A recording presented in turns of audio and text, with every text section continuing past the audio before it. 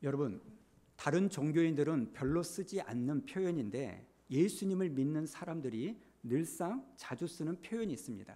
그게 뭐냐면 주님과의 만남, 이 표현이라는 거예요. 그래서 우리는 어떤 사람을 만나면 이렇게 물어보죠. 여러분, 당신은 주님을 만나셨습니까? 주님을 만난 적이 있으십니까? 이렇게 물어보는 겁니다. 그 물음에 많은 분들이 이렇게 대답을 합니다. 네, 전 주님을 만난 적이 있습니다. 이렇게 대답합니다. 여러분, 이 표현들은 다른 종교에서는 거의 찾아보기가 어렵습니다. 한번 생각해 보세요. 불자들이 이렇게 말한 적 들어본 적 있으세요? 당신은 부처님을 만난 적이 있으십니까? 알라신을 만난 적이 있으십니까? 다른 종교에서는 이런 표현을 별로 쓰지 않습니다. 그런데 유독 기독교인들은 늘상 이런 표현을 들고 사용하는 거예요.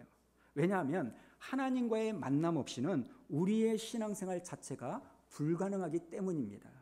그래서 저는 우리 교회를 등록하는 성도님들이 계시다면 이런 권면을 첫 번째로 합니다. 성도님, 꼭 살아계신 하나님을 만나셔야 합니다. 왜냐하면 하나님을 만나지 않고 신앙생활을 하게 되면 그분은 종교인으로 살아야 되고, 또 그렇게 되면 우리의 신앙생활 자체가 또 하나의 짐이 되고 부담이 되기 때문입니다. 사랑하는 여러분, 하나님과의 만남은 굉장히 중요한 줄로 믿습니다. 그러하기에 오늘 예배드리는 저와 여러분이 이 예배가 하나님을 만나는 거룩한 시간이 되기를 축복합니다. 오늘 우리가 읽은 본문 말씀은요, 바로 이 예수님과 니고데모가 만난 사건을 기록하고 있습니다. 자, 오늘 본문 1절과 2절을 보면 이렇게 시작을 하는데요. 자, 우리 한번 읽어볼까요? 시작. 그런데 바리새인 중에 니고데모라 하는 사람이 있으니 유대인의 지도자라. 그가 밤에 예수께 와서 이르되. 여러분, 사실 오늘 본문에 나오는 니고데모는요, 사복음서에서 유일하게 이 요한복음에만 나오는 사람입니다. 성경학자들은 이 니고데모를 가리켜서 신앙이 서서히 성장한 예수님의 비밀 제자였다, 이렇게 말을 합니다. 실제로 니고데모는요, 요한복음에만 3번 나오는데 오늘 우리가 읽은 말씀이 첫 번째 등장하는 사건이라는 겁니다. 니고데모는 한밤중에 사람들의 시선을 피하여 예수님을 찾아옵니다. 그런데 요한복음 3장을 가만히 읽어보면 이 니고데모가 예수님을 만나서 대화를 나누는데 어느 순간 조용히 사라지는 겁니다. 그리고 7장에 가서 바리새인들이 이 예수님을 잡아 죽이려고 체포하려는 이 모의를 할 때 이 니고데모가 산헤드린 공회원의 회원으로서 예수님을 변호해 주는 겁니다. 여러분, 이것은요, 공개적으로 나는 예수를 따르는 사람이다, 이것을 드러내는 게 아니라 소극적으로 자기의 신분과 이치를 이용해서 간접적으로 예수님을 도와준 겁니다. 그러다가 요한복음 19장에서는 니고데모가 3번째로 등장을 하는데요, 그런데 이때는 공개적으로 자기가 예수님을 따르는 사람이라는 것을 드러냅니다. 아리마대 사람 요셉이 빌라도에게 예수님의 시체를 달라고 해서 가져오죠. 그때 니고데모도 예수님의 장례를 준비하고서는 이 요셉과 함께 예수님의 장례를 함께 치러준다는 겁니다. 여러분, 지금 니고데모가 이렇게 했다는 것은 이제는 자기 자신이 나는 예수님을 따르는 사람이라는 것을 드러내는 걸 말하는 겁니다. 이렇게 니고데모는 처음에는 그렇지 못했지만 점진적으로 그의 신앙이 성장할 수 있었던 이유는 바로 3장에서 이 니고데모가 예수님을 만났기 때문입니다. 사랑하는 여러분, 저는 여러분들이 교회만 출입하는 그런 분들이 아니라 오늘 이 니고데모처럼 예수님을 만날 수 있는 은혜가 있기를 주님의 이름으로 축원합니다. 여러분, 신앙의 출발은 예수님을 만나면서 시작되는 겁니다. 교회를 다닌다고 해서 내 신앙생활이 시작되는 게 아닙니다. 우리는 예수님을 만나야 신앙생활을 시작할 수 있고, 내가 예수님을 만나야 내 신앙이 성숙하고 성장할 수 있다는 겁니다. 그렇기 때문에 오늘 우리가 신앙생활할 때 오해하지 말아야 될 한 가지가 있습니다. 그게 뭐냐면 익숙해지는 것을 성장했다고 착각하면 안 되는 겁니다. 우리는 시간이 지나면서 익숙해지는 것을 마치 내 믿음이 성장하고 성숙했다고 착각할 때가 있습니다. 교회를 처음 나오면 모든 게 낯설죠. 말씀을 찾는 거, 찬양하는 거, 기도하는 거, 예배 드리는 거, 모든 것이 어색합니다. 그런데 시간이 흘러서 1년 지나고 2년 지나고 5년이 지나면 이제는 성경도 잘 찾고 예배 드리는 것도 어색하지 않습니다. 그리고 누군가가 성경에 나오는 사람이나 사건을 이야기하면 무슨 이야기인지도 알아먹어요. 그런데 우리는 그것을 내 신앙이 성장했다고 착각한다는 겁니다. 그런데 여러분, 아니라는 거예요. 그것은 내가 시간이 흘러서 교회 생활에 익숙해진 거지 내 신앙이 성장한 게 아닙니다. 오직 신앙의 성숙과 성장은 살아계신 예수님을 만났을 때만 일어나는 일인 줄로 믿습니다. 우리는 지난 2주 동안 예수님을 만난 이 사마리아 여자, 또 38년 된 이 병자를 살펴봤습니다. 그런데 이 두 사람이 공통점이 뭡니까? 이들이 직접 예수님을 찾아간 게 아니라 예수님이 직접 그들을 찾아가신 거예요. 그런데 오늘 이 니고데모는 예수님이 찾아간 게 아니라 니고데모가 예수님을 찾아간 겁니다. 자, 그렇다면 여러분, 왜 니고데모는 예수님을 만나려고 한밤중에 찾아갔을까요? 오늘 말씀해 보니까 니고데모는요, 예수님에 대한 소문을 들었고 예수님이 행하신 표적을 봤기 때문에 예수님을 찾아왔다, 이렇게 말하는 겁니다. 자, 2절을 다시 한번 읽어볼까요? 2절 우리 한번 읽어봅니다. 시작. 그가 밤에 예수께 와서 이르되 라삐여, 우리가 당신은 하나님께로부터 오신 선생인 줄 아나이다. 하나님이 함께 하시지 아니하시면 당신이 행하시는 이 표적을 아무도 할 수 없음이니이다. 여러분, 지금 니고데모가 뭐라고 말합니까? 하나님이 함께하지 아니하면 이 모든 표적은 일어날 수 없습니다. 지금 니고데모는요, 가나 혼인잔치에서 물이 포도주로 바뀐 기적, 병자가 나음을 받고 귀신 들린 자가 자유함을 얻고, 여러분, 소경이 보게 되는 그 소문을 듣고 기적을 봤다는 겁니다. 그리고 그 소문이 예수님을 만나고 싶은 마음을 만들어 주었다는 거예요. 성경을 보면 이 예수님의 소문을 듣고 신앙을 갖게 된 예수님을 만난 사람들이 참 많이 나옵니다. 그 중에 한 사람이 누군지 아십니까? 바로 마가복음 5장에 나오는 12년 동안 혈류병을 앓았던 여인이에요. 여러분 한번 생각해 보십시오. 12년 동안 그 병을 앓았으니 그 고통이 얼마나 심했겠습니까? 그래서 많은 의사를 찾아갑니다. 그러나 효과는 보지 못하고 가지고 있는 재산만 다 허비할 뿐 아닙니까? 그러던 차에 어느 날 한 소문을 듣게 되는 거예요. 갈릴리에서 온 젊은 청년 예수라는 사람이 있는데 그 사람이 하나님의 아들로서 안진뱅이도 일으키고 소경도 보게 하고 물고기 2마리와 떡 5개로 남자만 5,000명이 넘는 기적을 일으켰고 심지어는 죽어버린 나인성의 과부의 아들도 살렸다더라. 이 소문을 듣게 되는 거예요. 그러자 이 여인은요, 예수님에 대한 소문을 듣는 순간에 가슴이 뛰기 시작하는 거예요. 아니, 나도 이 예수님을 만나면 그 사람들처럼 예수님이 내 병을 고쳐주실 수 있겠구나. 이 마음에 이제 예수님을 만나러 달려가는 겁니다. 그리고 예수님을 보고서는 그 예수님의 옷자락을 만짐으로 말미암아 어느 누구도 고치지 못했던 이 혈류병이 고쳐졌다는 사실입니다. 사랑하는 여러분, 예수님에 대한 이 소문이 이 여인의 인생을 바꾸는 첫 단추가 된 줄로 믿습니다. 여러분, 소문이 이렇게 중요합니다. 그러니까 여러분도 소문을 잘 내셔야 돼요. 여러분이 선교사로 저 멀리 있는 선교지에 가서 복음을 전하지 못한다 할지라도 여러분이 어떤 모임에서 다른 사람들을 만났을 때 여러분들은 소문을 내셔야 돼요. 어떤 소문을 내야 될까요? 내가 예전에는 이런 사람이었는데 예수님을 만나고 나서 내가 이렇게 변화가 됐다. 여러분이 다니고 있는 이 수안 우리 교회를 대해서도 여러분 소문을 내셔야 됩니다. 또 내가 우리 목사님 말씀에 이런 은혜를 받았다. 너도 한번 들어봤으면 좋겠다. 여러분, 여러분이 이렇게 여러분들이 만난 예수님에 대해서, 여러분들이 섬기고 있는 그 교회에 대해서 사람들에게 자꾸 얘기하면 그 소문이 퍼져나가면서 누군가의 인생에게는 예수님을 만나는 인생의 첫 단추가 될 줄로 믿습니다.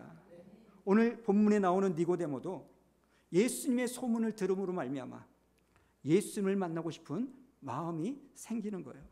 사랑하는 여러분, 저는 오늘 여러분이 이 예배를 드릴 때 기왕이면 예수님에 대한 좋은 소문, 여러분이 다니고 있는 이 교회에 대한 좋은 소문, 그리고 여러분이 만나서 은혜 받고 변화된 그 좋은 소문을 내는 인생이 되기를 주님의 이름으로 축원합니다. 그런데 여러분, 오늘 말씀에서 우리가 알아야 될 한 가지가 있습니다. 우리가 이렇게 예수님을 만날 때 가져야 될 태도가 있다는 거예요. 그것은 뭐냐면 예수님께 대한 승복, 굴복하는 태도가 있어야 됩니다. 오늘 2절을 보니까요, 니고데모는 예수님은 인정을 하지만 예수님의 말씀에 굴복하거나 승복하지는 않습니다. 니고데모는요, 예수님이 유명해지니까 관심이 생겨서 예수님을 찾아는 옵니다. 그런데 니고데모가 찾아와서 예수님에게 인사로 던진 말이 뭔지 아십니까? 2절을 한번 보십시오. 2절에 보니까 이렇게 말합니다. 랍비여, 우리가 당신은 하나님께로부터 오신 선생인 줄 아나이다. 무슨 말입니까? 당신이 행하는 그 표적은 하나님이 함께하지 아니하면 일어날 수가 없습니다. 그러니 예수님 당신이야말로 하나님이 보내신 스승이요 선지자입니다. 지금 니고데모는요, 예수님을 인정은 합니다. 니고데모는 예수님이 평범한 사람이 아니라는 것도 인정하고 선지자라는 것도 인정을 합니다. 그러나 니고데모가 예수님을 만나고 돌아갈 때까지 예수님이 하나님이 보내신 메시아요, 예수님이 하나님이 보내신 그리스도요, 구원자로는 굴복하지 않더라는 겁니다. 한 장을 넘겨서 4장을 보면 사마리아 수가성의 그 여자를 보십시오. 예수님을 만나자마자 뭐라고 말합니까? 당신은 그리스도입니다. 그러며 굴복하는 거 아닙니까? 또 부활하신 예수님의 손자국과 옆구리를 만져본 도마는 넙죽 엎드려서 나의 하나님, 나의 주님이십니다, 굴복하고 경배하더라는 거예요. 그런데 왜 이 사건이 니고데모에게는 일어나지 않는 걸까요? 우리는 이 점을 주의해 봐야 됩니다. 니고데모는요, 위대한 자로 예수님을 인정을 합니다만 하나님의 아들로 인정을 못하는 거예요. 그러니 굴복을 못하는 겁니다. 사랑하는 여러분, 인정하는 것과 굴복하는 것은 다릅니다. 이 굴복 안에는 인정도 들어가고 신뢰도 들어가고 사랑하는 것도 들어가고 경배하는 것도 들어갑니다. 그런데 여러분, 인정하고 굴복은 다릅니다. 인정하고 신뢰하는 다릅니다. 인정하고 사랑하는 건 다르다는 거예요. 우리는 세상에서 어떤 사람을 보고 똑똑하고 빈틈이 없고 믿을 만하다고 인정을 하지만 그렇다고 해서 그 사람을 사랑하지는 않습니다. 왜요? 인정하는 것과 사랑하는 건 다르니까. 우리 예수님이 기독교의 창시자요, 모든 사람들이 추앙하는 위인이라는 것은 인정할 수 있지만 그 인정이 곧 예수님은 하나님의 아들이라는 고백은 아니라는 거예요. 여러분, 귀신도 예수님을 하나님의 아들로 인정합니다. 누가복음 8장 28절 우리 한번 읽어볼까요? 시작.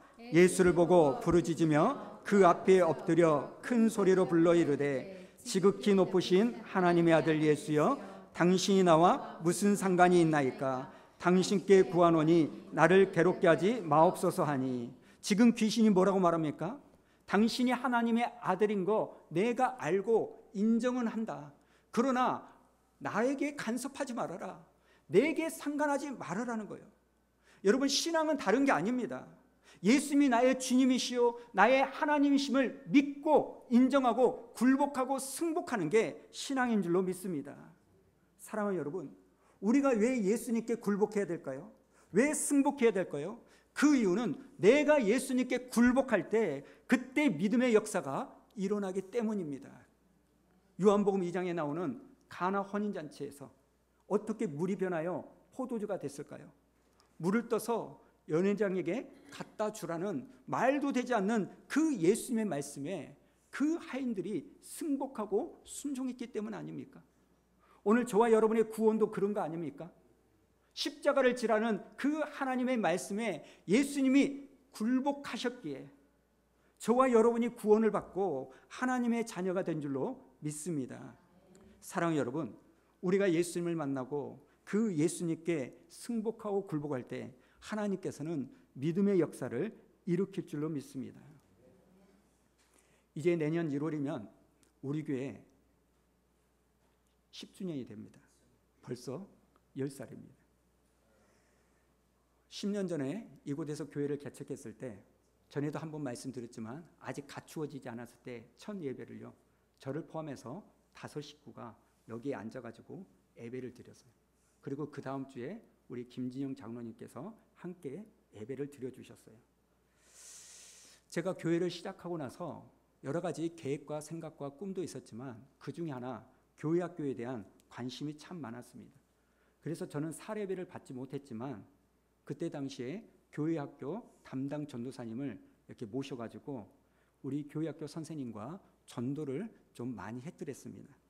특별히 교회 건너편에 있는 대반초등학교 앞에서 아침 7시 50분부터 8시 반까지, 그리고 오후 1시부터 오후 4시까지 한 일주일에 2번, 3번 정도 우리 전도사님과 선생님이 비가 오나 눈이 오나 전도를 했습니다. 그렇게 한 4, 5년을 전도를 하니까 열매가 맺어지기 시작해서 우리 주일학교 아이들은 한 40명 가까이, 그리고 중고등부 아이들은 15명에서 20명 가까이가 예배를 드린 적도 있었습니다. 거창하진 않지만 저는 교회 학교에 대해서 생각할 때 하나의 원칙이 있습니다. 그게 뭐냐면, 교회 학교는 관리형 교회 학교를 만들지 않겠다. 이게 무슨 말이냐면, 교회 학교 학생들이 거의 다가 교회를 다니는 부모님의 자녀들로 채워지면 담당 사역자나 선생님들이 특별히 관리하지 않아도 애들이 그냥 교회에 나오는 거예요. 부모가 교회를 나오면. 그러다 보니까 이게 관리형이 되지 뭔가 전도하거나 뭔가 액티브하게 이렇게 교회 학교를 이끌어가는 모습들이 약해지더라고요. 그래서 우리 교회 학교는 그러지 않으려고 하다 보니까 참 감사하게도 부모님이 교회를 다니지 않는 불신자 부모를 둔 이 학생들이 80%가 넘었습니다. 너무나 감사하게도 우리 어른 장년들이 우스갯소리로 농담 반 진담 반으로요, 작년보다 교회 학교 아이들이 숫자가 많으면 이 예배당 바꿔줘야 된다, 그러면서 우리도 긴장하자, 그런 말씀을 하면서 우리 아이들에게 큰 관심과 많은 지원을 해주셨습니다. 여러분, 집안도 그렇지만 교회도요, 애들이 뛰어다니는 소리가 있어야 생기가 돌더라고요. 애들이 뛰어다니는 소리가 있으니까요, 활기가 넘치고 웃기도 하고 말도 합니다. 그런데 우리가 잘 아는 코로나가 터져버렸어요. 여러분이 상상하시는 것처럼 이 교회 학교가 다 날아갔습니다. 성도님이나 성도님의 자녀들, 교회를 나오지 못하는 그런 상황이니까 안 믿는 부모들은 두말할 것 없죠. 설상가상으로 작년의 절반이 초신자들이었는데 이분들도 남편이나 자녀들의 성화에 교회를 나오지 못하다 보니까 교회하고의 끈이 떨어지기 시작했습니다. 여러분, 주일이면 시끌벅적하던 이 교회당에 저하고 부목사님하고 단둘이 예배를 인도해야 되고 있으니까 처음에는 괜찮았는데 이게 속이 아니고 너무너무 마음이 아픈 거예요. 그리고 그 아픔이 나중에는 하나님에 대한 원망으로 바뀌는 겁니다.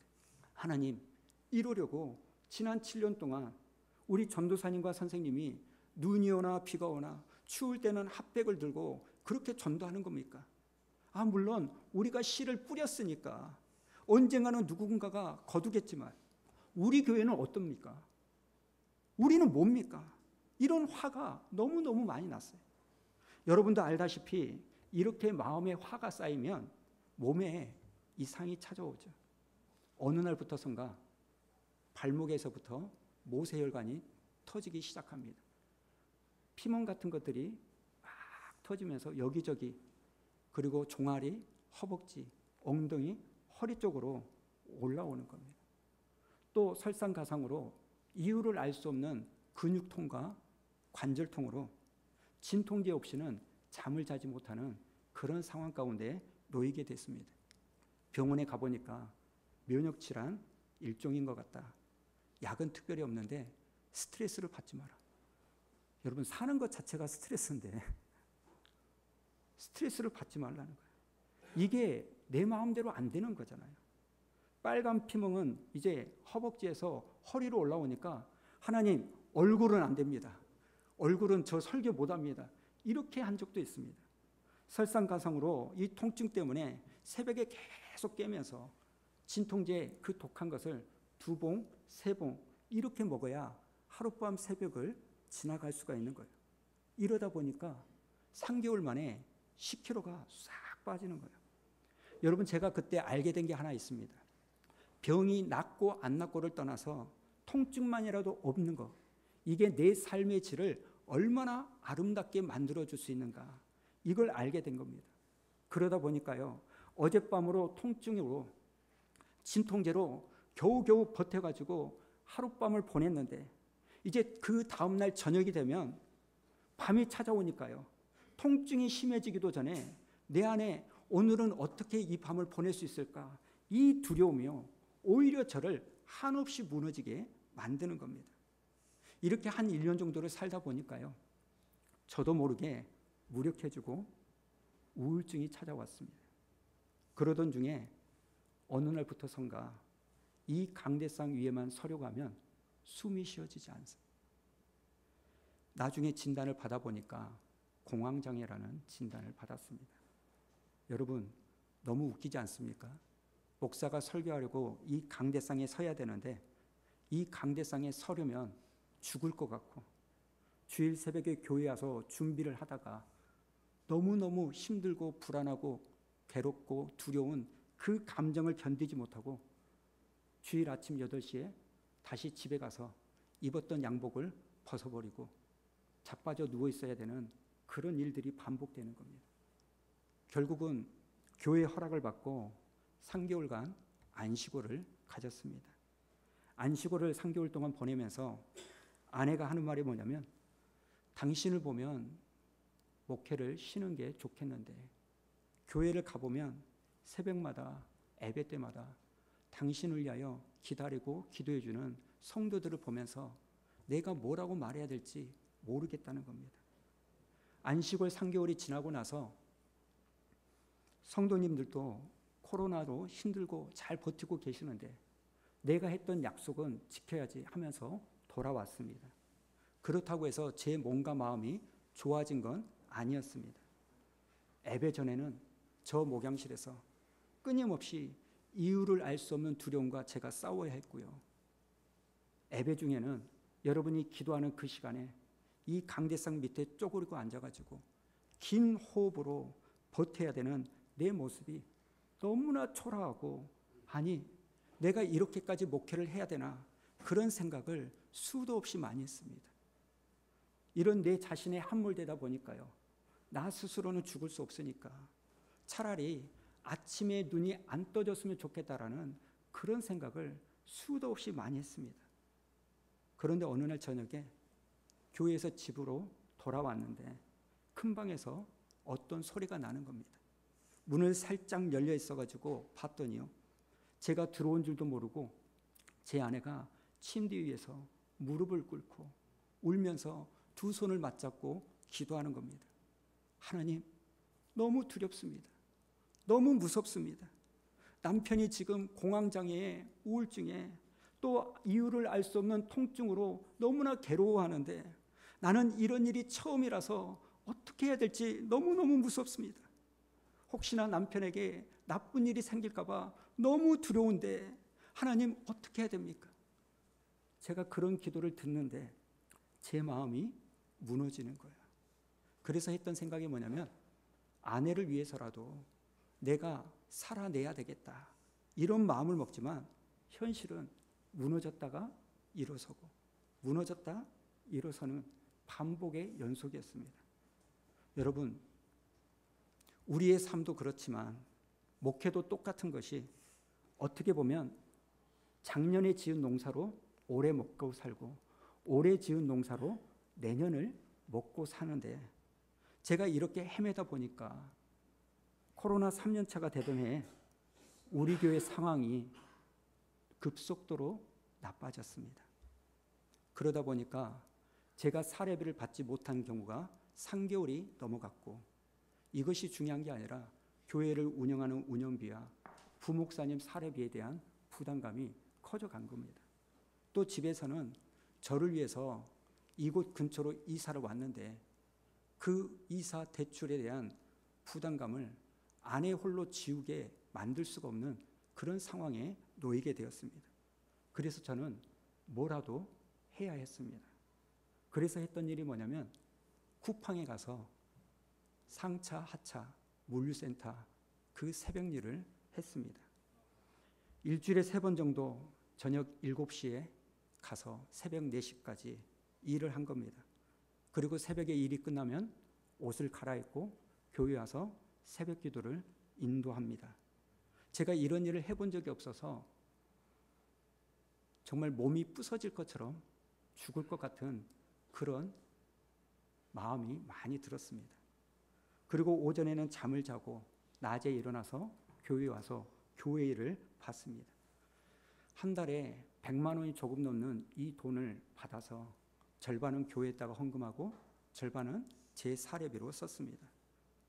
그런데 그런 상황도 모르는 어떤 분들은 교회 돈을 이러니 저러니 그런 이야기를 들었을 때 정말 참고 견디고 감당하기가 정말 쉽지가 않았습니다.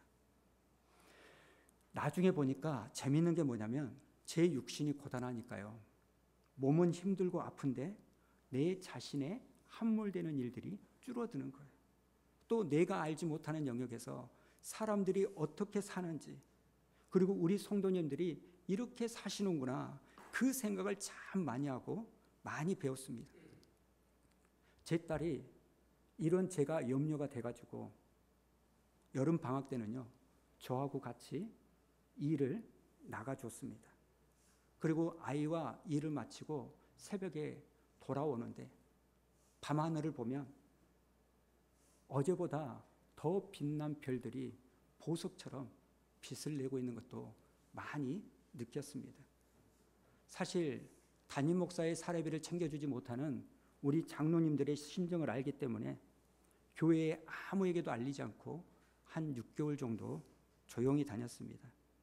오늘 우리 교회 식구들에게 저의 지난 상태와 상황을 말씀드리는 것이 처음이고 그럴 겁니다. 저는 이런 상황에서 끊임없이 물었습니다. 하나님, 제가 왜 이래야 됩니까? 왜 저는 제 몸과 마음이 이렇게 아파야 합니까? 이럴 거면 차라리 그만두게 해주십시오. 하지만 하나님은 대답이 없으셨습니다. 대신에 저의 기도가 필요한 성도님들의 삶을 보게 만드셨습니다. 도무지 할 수 없을 것 같은 그 상황에서도 하나님은 제가 그 자리를 지켜내기를 원하셨습니다. 그러던 어느 날 예배를 준비하면서 찬양을 연습하는데 한 찬양이 저의 마음을 탁 건든 거예요. 나의 영혼아 잠잠히 하나님만 바라며 나의 구원이 그에게서 나는도다. 내가 그 찬양을 부르는데 내가 나를 볼 때 짠하고 서럽고 불쌍해서 그랬는지 모르는데 제 눈에서 끊임없이 눈물이 쏟아지더라는 겁니다. 그러던 중에 주님께서 저에게 말씀해 주시는 거예요. 홍수야, 힘들지? 내가 안다. 내가 네 마음 안다. 나를 바라봐라. 내가 너를 사랑한단다. 홍수야, 그런 상황에서도 너는 나를 사랑할 수 있겠니? 내가 너의 구원이야. 여러분, 제가 그때 주님을 만난 겁니다.